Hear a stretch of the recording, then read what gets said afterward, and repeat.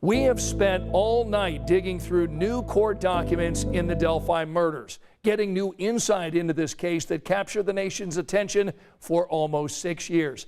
In these court documents that I have in my hands, the first mention of a gun, testimony from witnesses describing a creepy man on the bridge where Abby Williams and Libby German were last seen alive, and security video from a nearby business capturing people and cars coming and going from the area.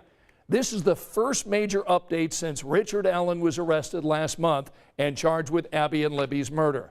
These documents answer some of the questions about how long he's been on police radar and how he ended up behind bars. But there's still a lot we don't know tonight. We're going to be breaking that down in a moment. But first at 11, what we do know.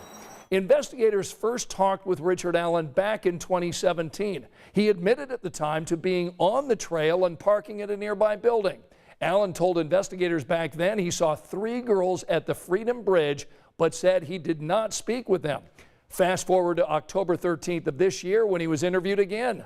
That same day, police searched Allen's home. They found jackets, boots, knives, and guns. Forensic analysis then discovered one of those guns matched an unspent round discovered within just 2 feet of the girls' bodies. Days later, on October 26th, the day Allen was arrested, he voluntarily went to state police and told them he couldn't explain how that bullet got there. Police say the bullet links Allen to the scene. There are still lots of things we don't know right now about the evidence in this case. Tonight, our Rachel Krause takes a closer look at the questions still lingering tonight. These new documents paint a clearer picture of what happened on that bridge in Delphi back in February of 2017. But even with all of this new information, there's still so many unanswered questions as to what happened to Abby and Libby. In the probable cause affidavit, police mentioned that the video taken by the girls before their death, one of the victims says gun. And then there's the unspent bullet at the scene. Forensic teams linked that to Allen's gun. But that ballistics analysis may be a point of contention in a trial. In recent years, a number of scientific reports have cast doubt on the science behind those analyses. And we don't know if that's the only evidence from the scene linking Allen to the crime. While the probable cause affidavit indicates that this gun is largely what linked Allen to Abby and Libby's murders, we still don't know how the girls were murdered. Police have never said how they died. When police found their bodies 2 days after they went missing, an FBI agent noted that it appeared the girls' bodies were moved and staged.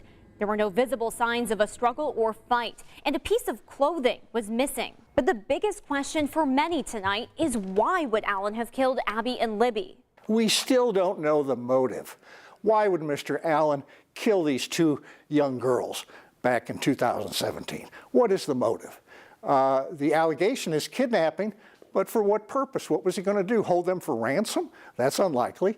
We don't know the motive. We don't know the exact weapon used or the number of weapons used, and we need to establish that. And the probable cause affidavit also does not address what prosecutors told the court last week, stating publicly that they didn't believe Richard Allen was the only actor in this case. Just last week, the prosecutor made this statement that they have a very solid case. Yeah, and even with all of these unanswered questions ahead of trial, the prosecutor's office has said they believe the evidence shows Allen was involved in Abby and Libby's murders. All right, Rachel, thanks.